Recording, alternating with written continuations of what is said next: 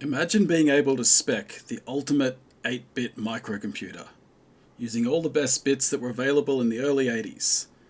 You might want to have the fast responsive gameplay of the ZX Spectrum, the vibrant colours of the Amstrad CPC, and of course you'd want to have the rocking SID chip out of the Commodore 64. But for every Schwarzenegger, there has to be a Danny DeVito twin, and that brings us to the Oric Atmos. You get the fairly sluggish CPU out of the Commodore, the rather monochrome colours of the Spectrum, and the, I guess, decent but unremarkable sound chip from the CPC. So, given its overall also ran status, why do I still have a soft spot for the Atmos? Let's go over to the ACMS and have a look.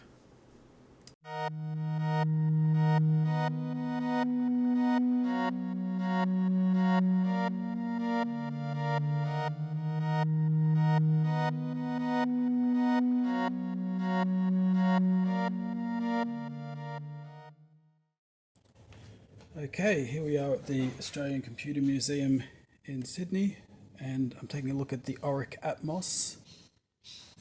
This is an 8-bit computer from the early 80s. It looks very similar to the Spectrum in terms of graphics, but it's actually got the 6502 chip that it shared with the Commodore 64.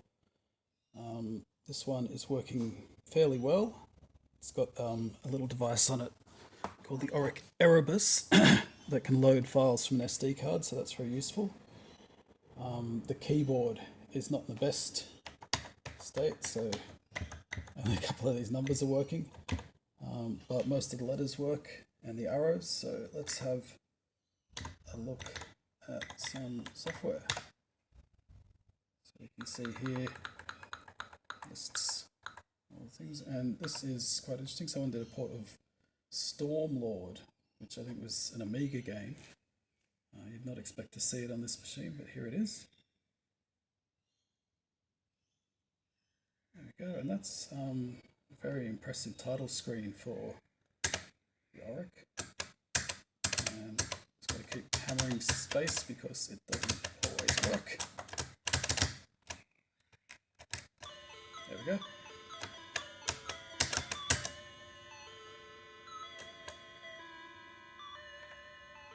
And this little chap walking around.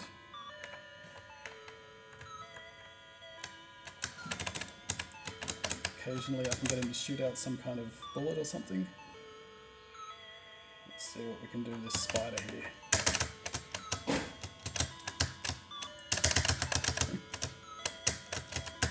It's not me, it's just this joystick. Unfortunately there wasn't really a joystick for the Oric. There were a few third-party ones that were made. Whoa, man, yeah, that key works, that's good. Okay, we've got to grab these little naked ladies here. This is my jump. Like I said, the keyboard is not working very well.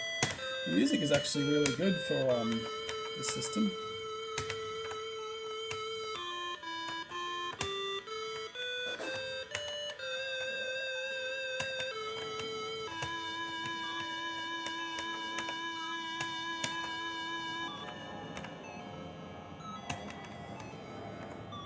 Oh, I've gone into space, that's pretty cool. Where am I going now? Woo! Look at that.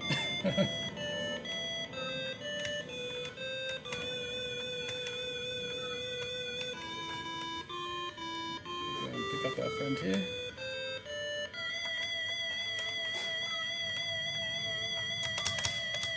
Okay, look out, spider. Here I come. Maybe. And here we go with Horusium. Obviously the name is a pun on Oric Uridium. I think that's quite nice. There's a bit of intro music here which you might recognise.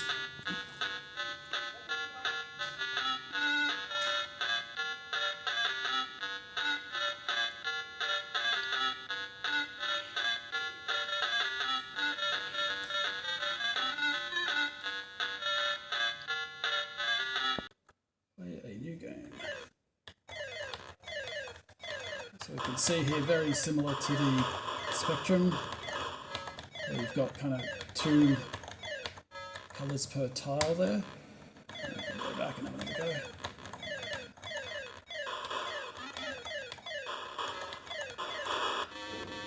And there we go.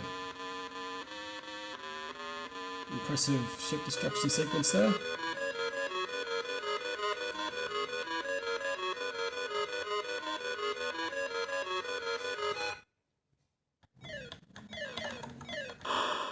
Okay, don't hit that.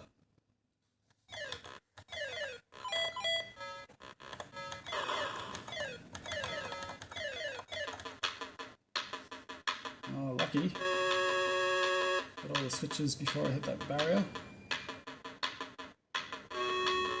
Now, just like every 80s micro, there was a demo scene for the Oric, and this is one of the demos which has some pretty cool stuff in it. It's not me typing, that's just part of the demo. Look at that, 8 wonderful colours. And sampled sound, which I don't think was part of the original spec for this machine.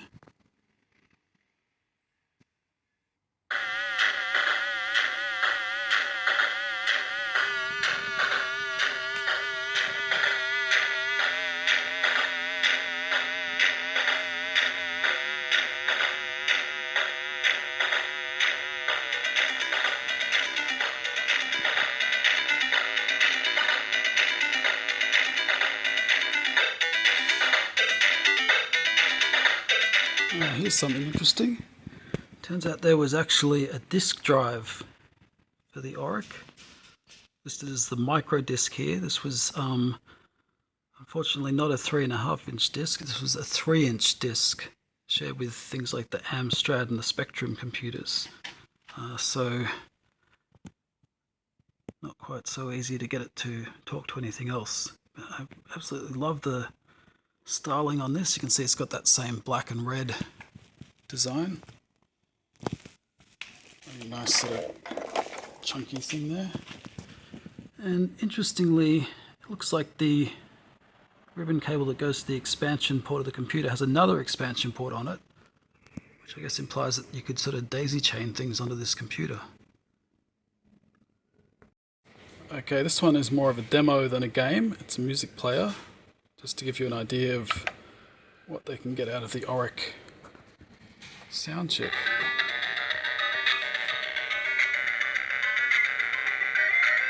So that's actually coming from inside the machine itself.